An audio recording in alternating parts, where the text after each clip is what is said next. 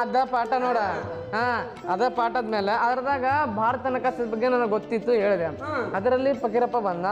ಫಕೀರಪ್ಪ ಮಾವ ಬಂದ ಕಾಸಿ ಅವನಿಗೆ ವಿಸ್ತೀರ್ಣದ ಬಗ್ಗೆ ಗೊತ್ತಿತ್ತ. ಅವ ವಿಸ್ತೀರ್ಣದ ಬಗ್ಗೆ ಹೇಳ್ದ. ಅಷ್ಟರಲ್ಲಿ ಹೇಳೋ ಕುಂತಿದ್ರಾಗ ನೀ ಬಂದೆ ನೋಡು ಮಾವ. ಭೂ ಮತ್ತು ಜಲಮೇರೆಗಳದವು.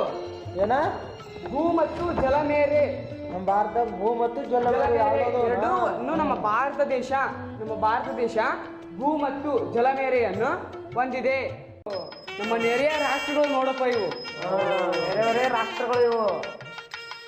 ಆದ್ರಿ ಅಮ್ಮನಪ್ಪನ ಇವತ್ತು ಏನು ಉಂಡು ಬಂದಿಯ ನೀನು ಕೆಟ್ಟ ಉಸಿರು ಮಾಡಕತ್ಬಿಟ್ಟಿಯಪ್ಪ. ಹೌದಣ್ಣ. ಏನು ಮಾಡಿದ್ರು ಮನ್ಯಾಗ ಊಟಕ್ಕೆ? ಈಗ ಮನೆಗಲ್ಲು ಪಂಚಾಯತ್ಯಾಗ ಭಾಳ ಕೆಲಸ ಐತಿ. ನಮ್ಮ ಭಾರತವು ಪ್ರಜಾಪ್ರಭುತ್ವ ಮತ್ತು ಗಣರಾಜ್ಯವನ್ನು ಹೊಂದಿದ ರಾಷ್ಟ್ರ ಆಗೈತಪ್ಪ.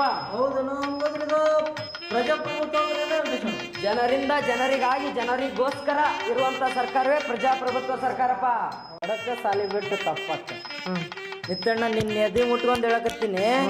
ನನ್ನ ಮಕ್ಕಳು ಎಷ್ಟರ ತನಕ ಸಾಲಿ ಓದ್ತಾವ ನೋಡು, ಅಷ್ಟರ ತನಕ ಓದಿಸ್ತೀನಿ ನೋಡು.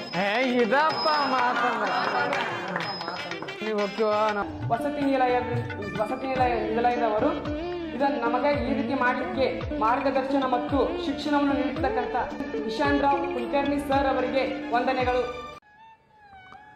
ಮೂರನೇ ಆಂಗ್ಲೋ ಮರಾಠ ಯುದ್ಧ ನಡೆದ ವರ್ಷ ಯಾವುದು? 1817ರಿಂದ. ಇದನ್ನು ಆಟೋಮನ್ ಟರ್ಕರು ವಶಪಡಿಸಿಕೊಂಡ್ರು. ಯುರೋಪ್ ಮತ್ತು ಭಾರತಕ್ಕೆ ಮುಖ್ಯ ಕೇಂದ್ರವಾಗಿರ್ತಕ್ಕಂಥ ಅದು ವ್ಯಾಪಾರಕ್ಕೆ ಬಂದಾಗಿಬಿಡ್ತು. ಒಂದನೇ ಕಾರಣ. ಎರಡನೇದು, ಪೂರ್ವ ಮತ್ತು ಪಶ್ಚಿಮ ದೇಶಗಳ ನಡುವಿನ ಭೂಮಾರ್ಗವನ್ನು ಮುಚ್ಚಿದ್ರು, ಬಂದ್ ಮಾಡಿದರು. ಹೀಗಾಗಿ ಯುರೋಪಿಯನ್ನರು ಅನಿವಾರ್ಯವಾಗಿ ಭಾರತಕ್ಕೆ ಜಲಮಾರ್ಗವನ್ನು ಕಂಡುಹಿಡಿಯಬೇಕಾಯಿತು.